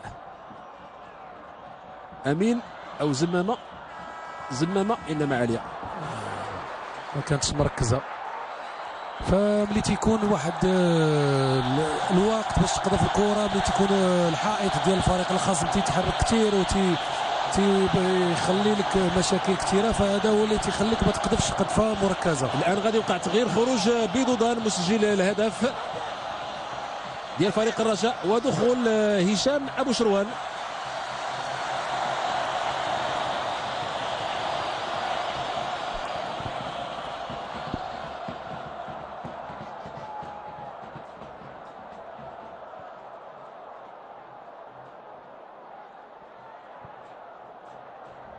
تيبعد الكره بكاري، زمامه كره عاليه خصهم يحتاطوا. زمامه تمشي الكره عند سامي تاج الدين، مشات عند هشام ابو شروان. اول كره ما خرجتش، ابو شروان في الجهه اليمنى يمكن يمرر، تمريره جميله الكره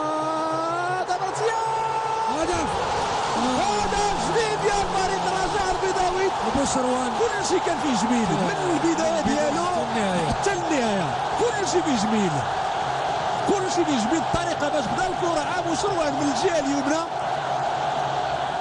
يعني التغيير جا في الوقت ديالو، في المحل ديالو، هدف جميل. يعني نتابعوا اذا كان بالامكان الاعاده، ضربه راسيه ديال يعني ما كان متكا، يعني اذا كان الامكان شاهدوها منين مشى بالكره ابو شروان من الجهه اليمنى.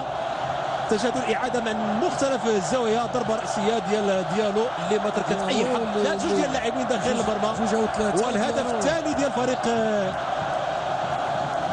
ديال فريق الرجاء البيضاوي اللي تتسجل في الدقه 28 من الجوله الثانيه. الى استمر الحماس ديال الجمهور بهذا الشكل هكا، يكون على يقين مصطفى، نكون على يقين بانه بامكان فريق الرجاء يحصل على هدف ثالث ولما لا هدف رابع، ولكن حذري لابد من الاحتياط من الفريق الكاميروني. فتنوه بوري ميشيل اللي قام بواحد التغيير في الوقت المناسب ديالو، اللي خلى ابو شروان يدخل ويهدي هدف يعني اول كره وكذلك بيدودان اللي عطى شيء كثير في الشوط الاول، وكذلك بدايه الشوط الثاني اللي خلاه شويه يقع عليه شويه العيا وما يكونش يركز في الفرص اللي تتجيه. وري ميشيل كان ذكي باش دخلوا في هذا الوقت الحاسم. وهذا تبين انه يعني المكانه ديال لاعب فريق الرجاء ما هيش سهله، لان شفنا غير اللاعبين الاحتياطيين اللي كاينين، فكل لاعب حتى شي واحد ما غيضمن الرسميه ديالو في الفريق فعلا. يعني اللعاب اللي خرج راه هو اللي سجل الهدف الاول فعلا، واللاعب اللي دخل اللي كان في الاحتياط هو اللي جاب الهدف الثاني. خروج ديال مصطفى الشاذلي، نتمنى بانه اللاعبين يدافعوا بحذر، يكون البحث ديالهم جدي على هدف ثالث، ولكن احتياط اكبر باش ما يتلقاش فريق هدف. كان منتظر هذه العقده تحل، لان بكثره الفرص الضائعه ما كان غير تسجل واحده. الحارس كانت تكون خطيره على مرمى فريق الرجاء. كانت شويه ديال التعطل ديال الحارس الشادي في الخروج، لان الكره كانت بعيده عن اللاعب. راه مازال تنشوفوا الشادلي مع عبد الصمد وسامي تاج الدين تيتكلموا على هذا اللي كان يمكن يكون خطر على الهجوم على مرمى الحارس الشادلي. الشيء اللي تحدي عليه ديال التغطيه، بحيث انه مرت الكره على اللاعب ديال الرجاء، فكان هو الحارس وتعطل شويه باش يخرج لهذا. فاش عبد الصمد يمكن قام بشي حركه اللي خلات هذا المهاجم تنشوفوه على الارض ما تبعش السرعه ديالو. شفنا لا كانت الاعاده غتبين لنا.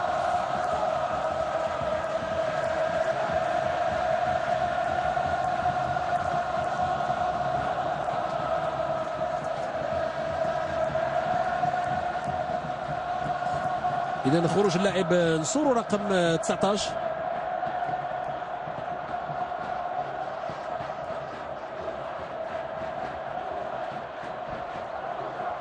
نصورو موسى ايضا لاعب في المنتخب الكاميروني حرف باء.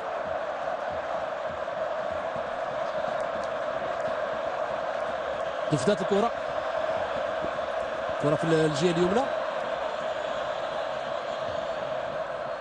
زمامه موسى سليمان، عمليه جميله، كره في الجهه اليسرى عند ابو شروان. هناك سامي تجديد في الجهه اليسرى او الجهه اليمنى. ابو شروان تخلص وبامكانه باش يمرر كره عرضيه، ولكن تضرب في احد اللاعبين. كتكون خطيره مره اخرى على مرمى الفريق الكاميروني، لانه اللاعبين الان بان بانهم اصبح الدفاع شويه متفكك ديال اللاعبين ديال الفريق الكاميروني.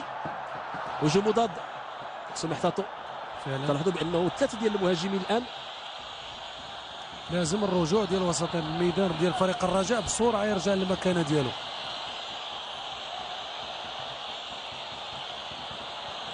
هذه العمليه تتبين بانه الفريق ما غيكونش سهل.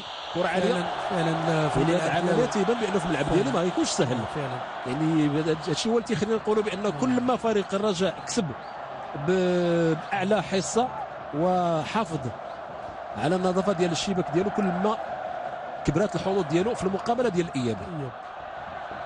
دابا حتى التغيير ديال البيضودان اللي عنده واحد ستيل ديالو اللعب ديالو ماشي بحال ديال ابو شروان. هذا غيخلي المدافعين غادي يعاودوا يغيروا النهج ديالهم باش يدافعوا وباش ما يخليوش ابو شروان يدوز الهجوم. قاسمي تضيع منه الكره، تيسمح هجوم مضاد، تدخل جيد ديال بكاري. قاسمي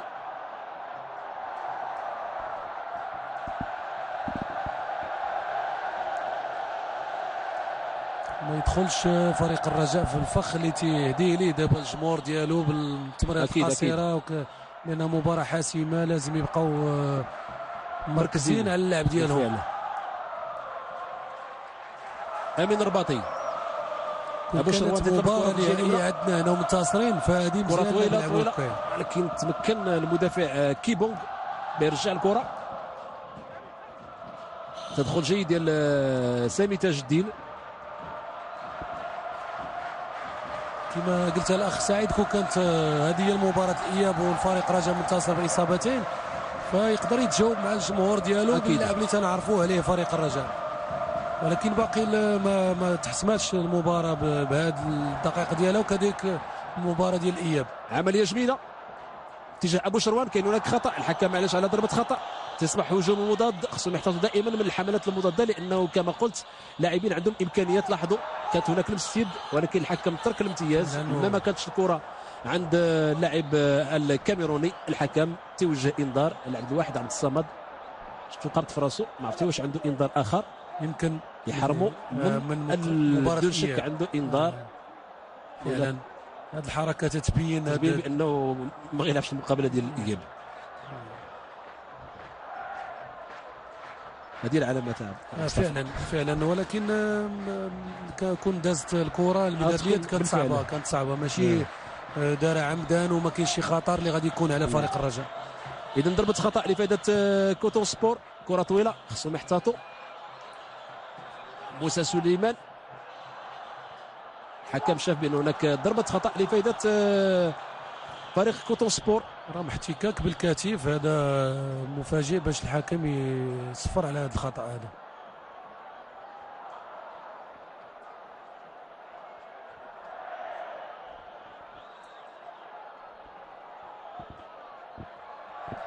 غيتنفذ الخطا. كره عاليه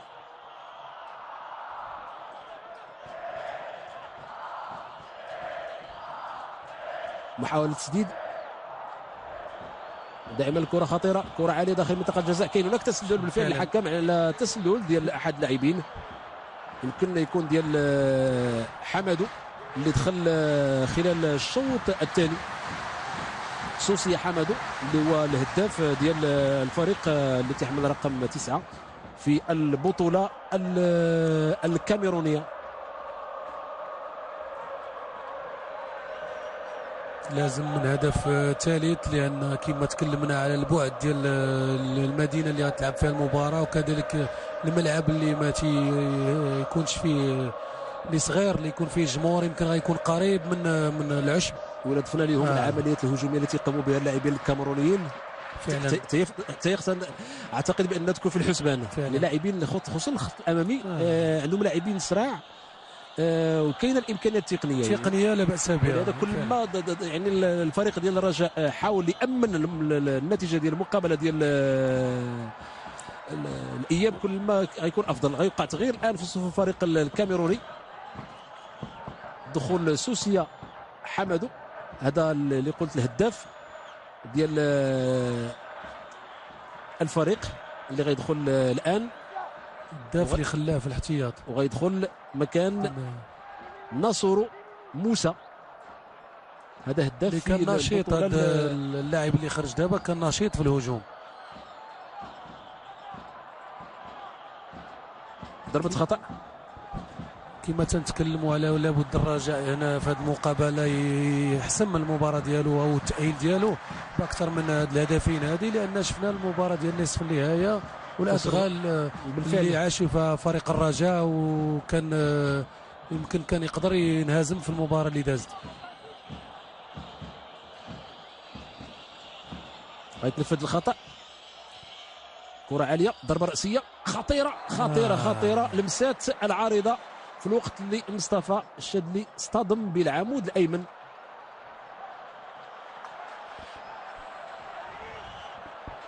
يعني كانت كره ثابته ايضا.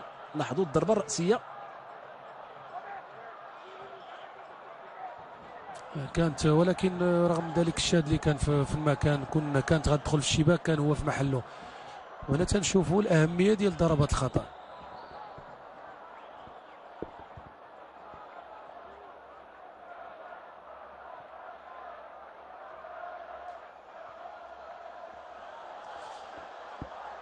سبق الكره كثير، حسن الحظ انه ما تستغلاتش من طرف الفريق الكاميروني. كره في التماس لفائده فريق الرجاء. غيتنفذ التماس،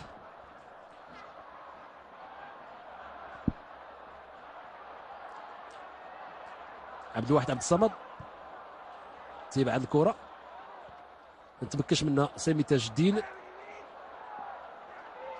اللي تيستعد باش يدخل الان هو حمد الاطلسي لمهاجم وسط الميدان الدفاعي اللي بغى يمكن المدرب هونري ميشيل يشوف، لان تبين كما تكلمنا بان وسط الميدان ديال الكاميرون اللي خدا الزمام ديال وسط الميدان، مسيطر على وسط الميدان. اذا خروج هشام مصباح اللي لازم يكون متوعك، لان تغيير بمكان بمكان. اللاعبين بجوج تيلعبوا وسط الميدان الدفاعي، يمكن كانت تضرب في الراس ديالو، لان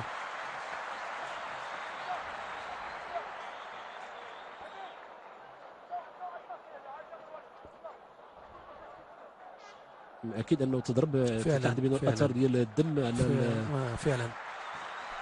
لاعب مثالي، اخلاق كبيره مصباح، وكان يكون لابد يكون زعما يكون عنده واحد مشوار كروي في الفريق الوطني المغربي.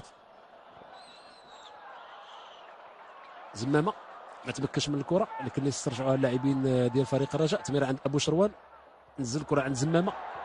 ابو شروان للجهه اليمنى ما يتمكنش من الكره. كانت فكره جيده ديال زمامه، عمليه ثنائيه، ولكن كانت تمريره شويه بعيده من زمامه لابو شروان. بكري، زمامه، تمريره جميله لعند ديالو، ولكن في مثل هذه الكره خصها تكون قريبه ليه باش يحصرها، لان مع العشب في شويه ديال الندى، داك الشيء السرعه ديال الكره تسرع الكره.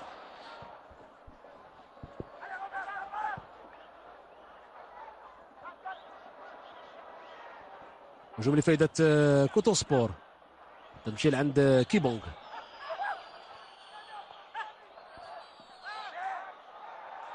حاول يراوغ سيسي،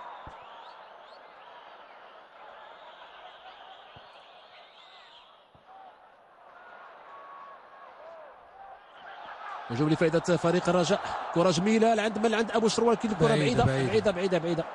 كانت فكره جيده بحيث انه كان ابو شروان بوحده في الجهه اليمنى فعلا. سوء الحظ ان الكره كانت قريبه للحارس كاميني.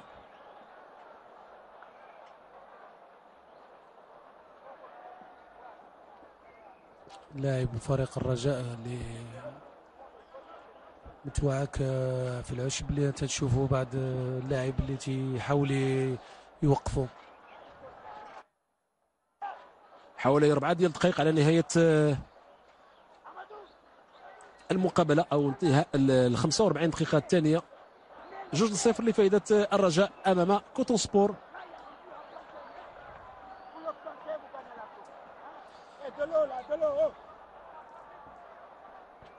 امين الرباطي اللي متوعك.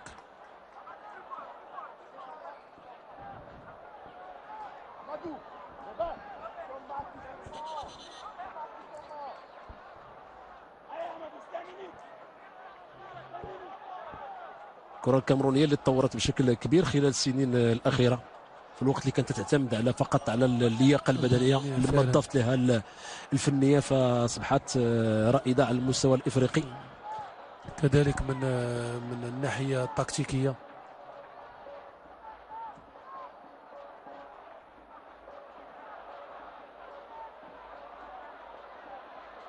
كاين هناك خطا لفائده الاطلسي.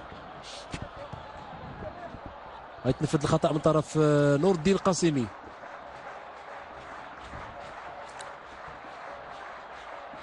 مستوى عود شويه اقل من اللي شفناه هذه شي 4 ساعات فعلا. يعني المقابله فيها كان فيها مجموعه من المتغيرات فعلا. يعني متقطعه بحيث انه تجي 5 دقائق تكون المستوى مرتفع، تعاود يولي واحد النوع من الفتور لمده طويله.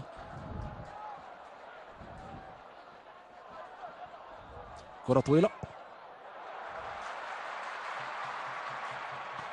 وتدخل جيد ديال اللاعب الواحد عبد الصمد اللي يمكن دابا تيفكر في راسو في المقابلات الاياب اللي ما يمكن ما يشاركش فيها. زمامه موسى سليمان، كره في الجهه اليمنى تخرج كره للتماس لفائده فريق الرجاء. غيتنفذ من طرف سامي تاج الدين. الحكم ما تيجوش بان هناك خطا، هجوم مضاد. استرجعوا الكره اللاعبين ديال فريق الرجاء البيضاوي. موسى سليمان، تمريره جميله للجهه اليمنى عند ابو شروان. ابو شروان اللي تيبغي مساحات كبيره. ابو شروان شنو غادي يعمل؟ محاول مراوغه، ممكن يمر الجهه اليمنى بالفعل عند سامي تاج الدين. سامي تاج الدين جميله لعند ابو شروان. ابو شروان تمريره ولكن كانت بعيده على سامي تاج الدين، تصبح هجوم مضاد. خصهم يحتاطوا لما هاد الكرات ساهلين.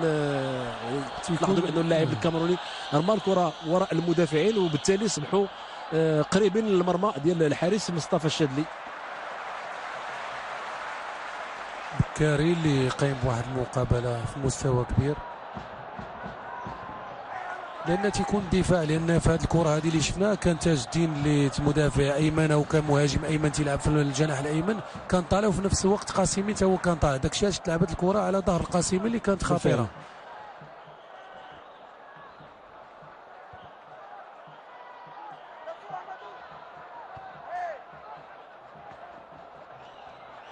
كره عند سيسي،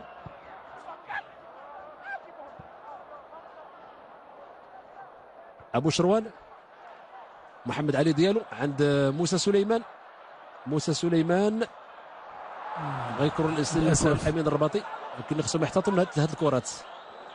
حسن الحظ انه ما تستغلش بشكل جيد من طرف المهاجمين الكاميرونيين.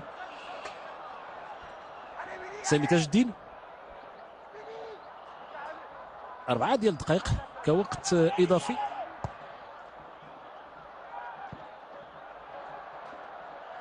الحركه اللي شفنا ديال هذا رقم 24 اللي قذف الكره هذه اللي كان اللاعب الاول ديال الكاميرون بالفعل.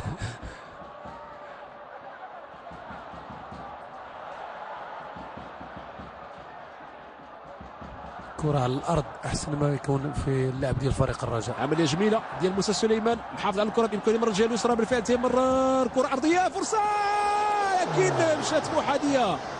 فرصه لفريق الرجاء البيضاوي في اللحظات الاخيره في الوقت بدل الضائع. امين الرباطي بالفعل. ودائما ترجعوا للكلام اللي قلنا اخ سعيد، هو ان فين ما يشدوا الكره فريق الرجاء ويلعبوا التمريرات اللي هما معروفين بها دائما تيوصلوا للشباك ديال الحارس الكاميني بواحد السهوله فائقه.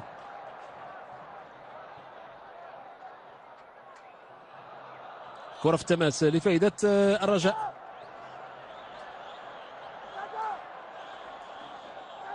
حوالي 3 ديال الدقائق على نهايه المقابله. 2-0 لفائده الرجاء. هدف بيدودان في الشوط الاول وهدف محمد علي ديالو في الشوط الثاني. سامي تاج الدين. كاين هناك خطا بالفعل، كاين هناك خطا لفائده زمامه.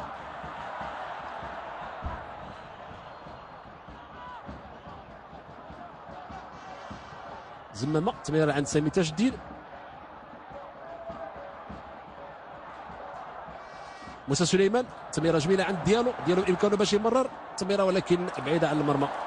كان بامكانه يحصل الكره فعلا، كان عنده الوقت، كان عنده مساحه خاويه، ما كانش معاه شي مدافع، وهذا شويه يمكن من العياء لان تقريبا 90 دقيقه هو في الهجوم ديال فريق الرجاء من اليمين يسار ويطلب الكرات على العمق، تيتهز باش يضرب الراس ديالو، وهذا يخليه شويه وقع عليه شويه العياء في هذه اللحظات الاخيره من المباراه. اليد ديالو بالفعل استعمل اليد ديالو.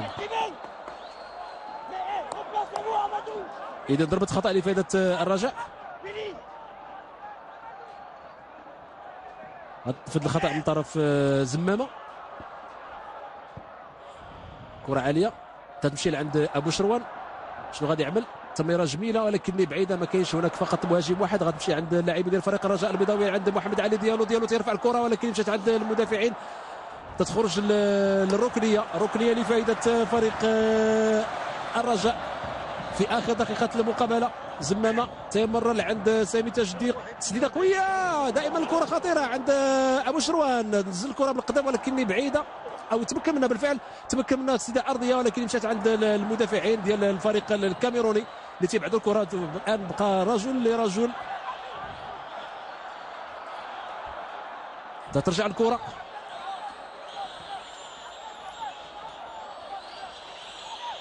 واخذين وسط الميدان، محاوله تسديد من بعيد مباشره في يد الحارس مصطفى الشاذلي.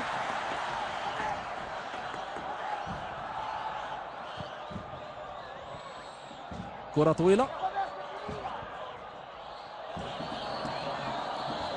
مشي لعند الاطلسي. هناك خطا لفائده فريق الرجاء، غادي يوقع تغيير الان.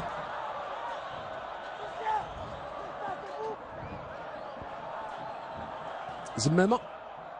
موسى سليمان ما تحكمش في الكره ديالو. تمشي الكره عند سيسي. هجوم في الجهه اليمنى، تيدخل البكاري، تيبعد الكره لعند نور الدين قاسمي. كره عاليه مباشره تماس لفائده فريق. نهايه المقابله كوتو سبور، والحكم بالفعل تعلن على نهايه المقابله بفوز فريق الرجاء البيضاوي على فريق كوتو سبور باصابتين ل0. طبعا النتيجه ايجابيه ديال فريق الرجاء، كان بامكانها تكون احسن ولكن كيف ما كان حنقدروا نقولوا بانه فريق الرجاء حقق الاهم في خلال هذه المقابله. المهم هو اللي قام به فريق الرجاء هو هدفين ل0، وتنعرفوا الخبره ديال فريق الرجاء في هذه الرحلات ديالو الافريقيه، غادي يعرف كيفاش يتعامل مع المقابله ديالو. تنتمناو لمباراه الاياب بالنسبه ليه انتصار والفوز بهذا الكاس ديال الكاف ان شاء الله. اذا شكرا مصطفى الحداوي اللي رافقني في التعليق على هذه المقابله اللي انتهت بفوز مستحق لفريق الرجاء 2-0. كان بامكان الحصه تكون اكبر ولكن نحتاج 0، فهي نتيجه ايجابيه لفريق الرجاء البيضاوي اللي نتمنوا له حظ سعيد في المقابله ديال الاياب والعوده بالكاس الافريقيه الى المغرب. شكرا لكم والى اللقاء.